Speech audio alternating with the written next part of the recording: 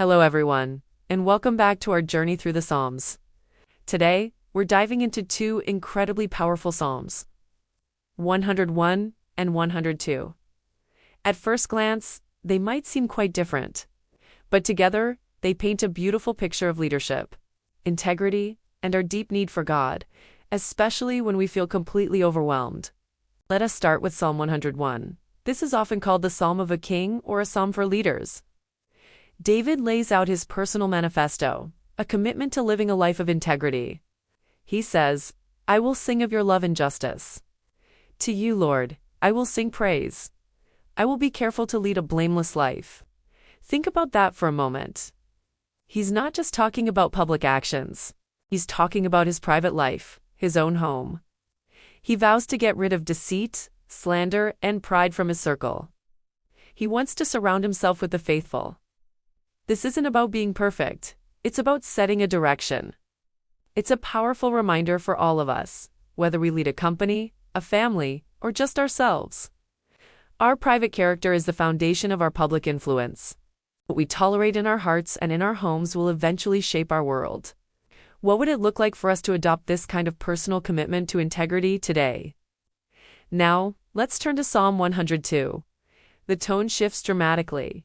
The subtitle calls it a prayer of an afflicted person who has grown weak and pours out a lament before the Lord. This is the voice of someone in deep distress. The psalmist feels forgotten, isolated like a lonely bird on a roof. His days vanish like smoke and his heart is withered like grass. Have you ever felt that way? So overwhelmed by trouble that you feel like you're just fading away? This is one of the most honest and raw expressions of suffering in the entire Bible. He's not holding back. He's pouring out his pain, his sorrow, his feeling of being completely spent.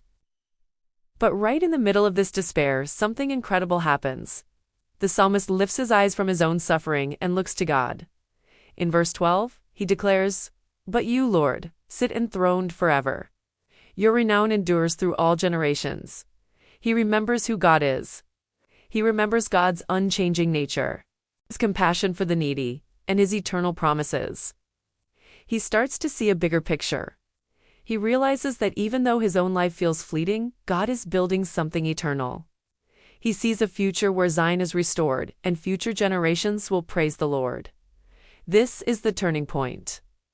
It's not that his problems instantly disappear, but his perspective changes. He moves from lament to hope, from his own weakness to God's everlasting strength. So, how did these two psalms speak to us together? Psalm 101 gives us a blueprint for a life of integrity and righteous leadership. It's the standard we aim for. But Psalm 102 reminds us that we are human. We will face times of weakness, failure, and overwhelming sorrow. We will fall short of the standard we set for ourselves. And in those moments, we don't have to pretend we have it all together. We can be honest with God, pour out our hearts just like the psalmist did, and find our hope not in our own strength, but in his unchanging, eternal nature. One psalm shows us the goal. The other shows us the grace we need when we stumble. It's a beautiful balance.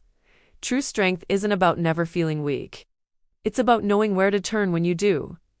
Thank you so much for joining me today to explore these beautiful psalms. I hope they encourage you, whether you're striving for integrity in your leadership or crying out to God in a time of trouble. He meets us in both places. If this was meaningful to you, please like the video and subscribe for more content like this. See you next time.